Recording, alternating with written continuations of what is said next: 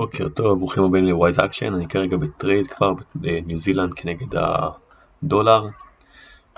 אני כן ואני אומר שזה טרייד טיפה מסוכן, מרווח די גדול, וכרגע הטרייד לא הולך לטובתי, אני כבר במינוס כמעט 0.5%.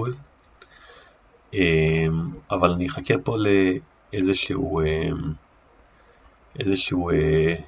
איי ב5 דקות, ואז אני אציב קיצר, נראה לאן זה הולך.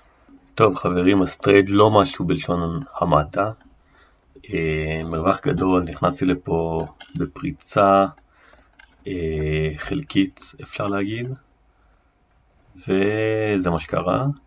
אני כרגע הפסדתי על הטרייד הזה בערך 0.7%. זה בסדר, זה לא סוף העולם, אבל זה קצת מבאס.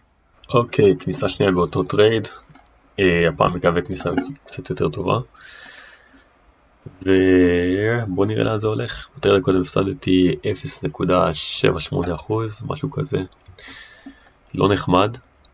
מקווה שהפעם זה ילך יותר טוב. זה נראה יותר טוב מההתחלה, אבל הכל יכול לקרות כמו בטריידים. אז בוא נראה. הקו חצי שלי הולך להיות בערך באזור הזה. טוב חברים, אני חוזר לטרייד הזה יום אחרי. לא הספקתי להקליט אתמול, אז מה שקרה זה שגם הטרייד השני הפסיד. בסך הכל הפסדתי בערך יותר מ1%. אני חייב להגיד שהסיבה שעברתי את האחוז זה בעיקר בגלל המרווח, שהמרווח מאוד גדול, בגלל שאנחנו סוחרים בטווחי זמן מאוד קצרים, אז זה נורא משמעותי. כן, אז כשפותחים טרייד עם מרווח גדול צריך להיות מודעים לזה. אבל אני כן רוצה שנייה לחזור לאתמול, מה קרה אתמול גם ברמה האסטרטגית, שהייתי חולה תכלס. טרייד כזה אפשר לראות פה ב15 דקות את כל הוויקים, זה מאוד תנודתי.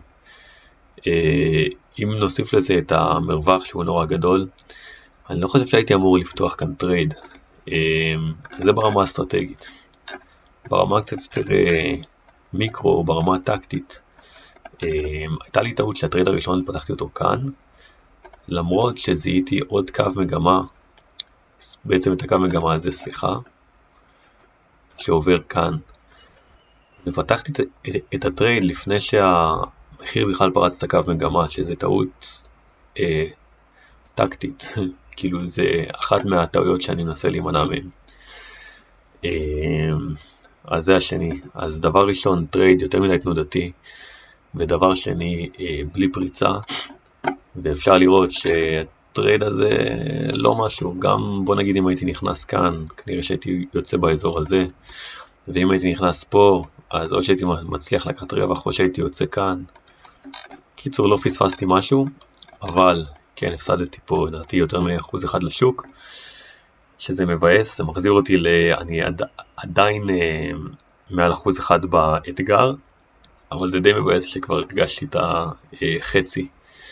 ממש יכולתי לראות את אמצע הדרך, אבל זה המשחק, אין מה לעשות. צריך ללמוד את הלקחים ולהמשיך הלאה. אז זה הכל להיום, וניפגש פעם הבאה. תודה רבה.